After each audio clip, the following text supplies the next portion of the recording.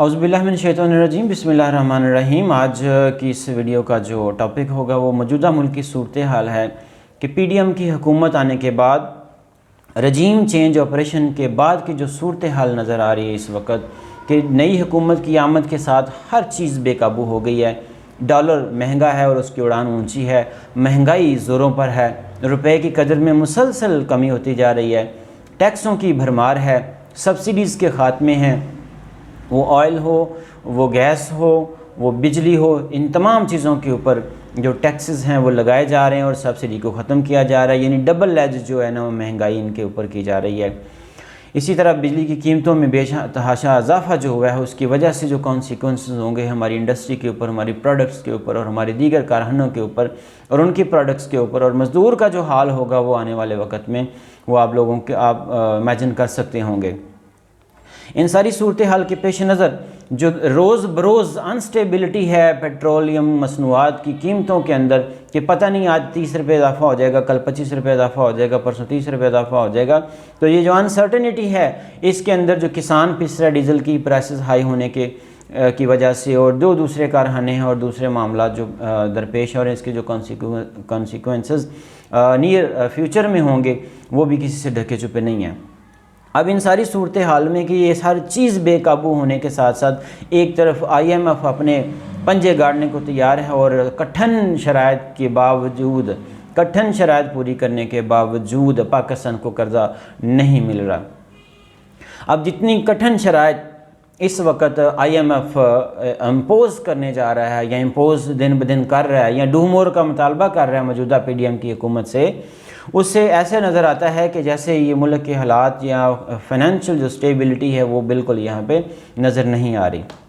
اور جو بڑی خراب صورتحال نظر آ رہی ہے وہ یہ ہے کہ ان کٹھن شرائط اور اتنے زیادہ ٹیکسز امپوز کرنے کے باوجود بھی ریلیف ملنے کا جو چانسز ہیں وہ نظر نہیں آ رہے، اور آئی ایم ایف قرضہ ریلیز کرنے کو تیار نہیں ہے۔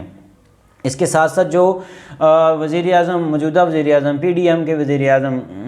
نے یہ جو چکر لگائے ہیں مختلف ممالک کے اندر کہ میں تو بھکاری نہیں ہوں، میں تو قرضہ نہیں مانگنے آیا، یہ نہ سمجھے کہ میں مانگنے آ گیا ہوں، یعنی یہ عجیب وہ مجھے سمجھ نہیں آتی کہ ہمارے وزیر اعظم کا جو باڈی لینگویج ہے یا وہ گیسچر وہ کیا ہوگا وہاں جا کے، جو یہاں پہ آ کے میڈیا پہ انہوں نے پیش کیا ہے،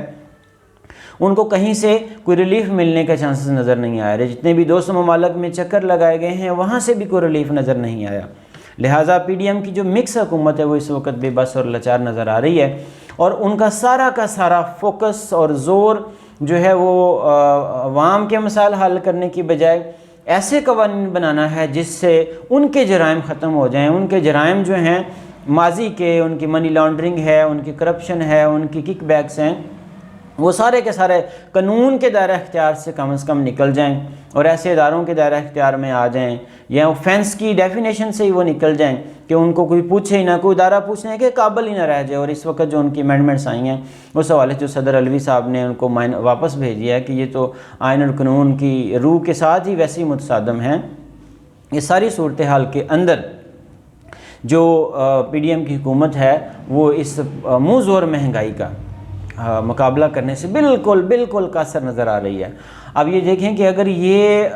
چاہتے ہی نہیں دل سے کہ یہ مہنگائی ختم ہو یا لوگوں کے اوپر بوجھ کم ڈالا جائے، بلکہ میرا خیال ہے، مجھے یہ ایسا لگ رہا ہے کہ یہ چاہتے ہیں کہ زیادہ سے زیادہ وزن عوام پہ ڈالا جائے اور یہ بے حال ہو جائے اور یہ بیچاری مانگتی پھرے اور ہم ان کو دیتے رہیں،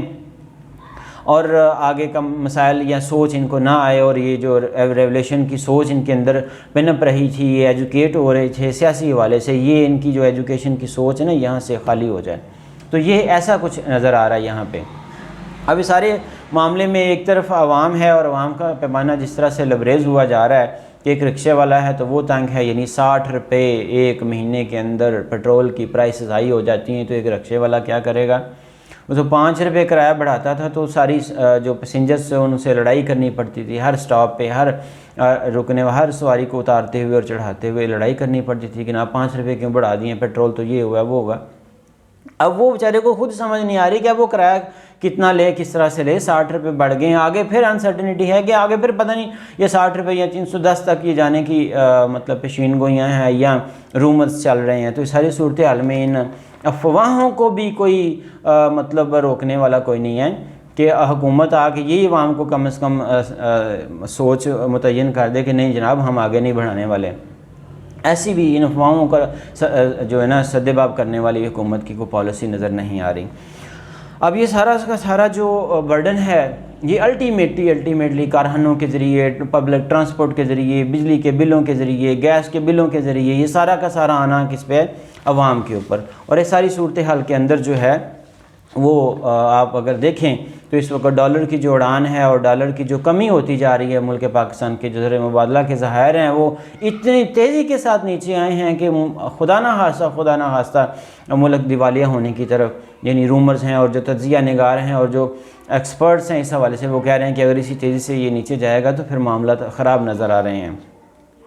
تو ایک طرف یہ سچویشن ہے، تو دوسری طرف یہ سچویشن ہے کہ امپورٹڈ حکومت میں شامل جتنی بھی جماعتیں ہیں وہ ساری کی ساری جیسے میں نے پہلے بتایا کوئی ایسی قانون سازی میں لگی ہوئی ہیں کہ جن سے ان کے جو پاپ ہیں، ان کے جو گناہ ہیں وہ دھل جائیں گے اور عوام کا کچھ نہ بچے، عوام کا کچھ نہ رہے، عوام کے سر پہ مہنگائی گر جائے، بمب گر جائے مہنگائی کا، ان کو کوئی اثر ہونے والا نہیں ہے. اور اس میں ساری کی ساری صورتحال میں جو نقصان ہے وہ سارا کا سارا عوام کا ہے اور ملک پاکستان کا ہے. اس لیے میری تمام پاکستانیوں سے یہ گزارش ہے اور ریکویسٹ ہے اور استدعا ہے کہ ان حالات میں مقابلہ کریں اس مہنگائی کا اور سارے معاملات کا، اور سوچیں کہ ہمارے ملک کے لیے کیا بہتر ہے اور ہم نے کس کو آگے ملک کی حکمرانی کے لیے چننا ہے. تو ووٹ کا حق آپ کے پاس آنے جا رہا ہے انشاءاللہ جلد. اس کو میں تو مشورہ دوں گا سارے پاکستانیوں سے کہ بہترین طریقے سے استعمال کریں اور اپنے حق کے لیے استعمال کریں، ملک پاکستان کے لیے استعمال کریں، تاکہ ہماری کم از کم آنے والی نسلیں اس چیز سے سیکیور ہو جائیں کہ اس طرح کے حکمران آئیں گے جو مہنگائی اور دیگر جو بلائیں ہیں وہ ہمارے سر پہ ڈالیں گے، ان سے ہماری حفاظت ہو سکے، ہماری نسلوں کی حفاظت ہو سکے. بہت شکریہ.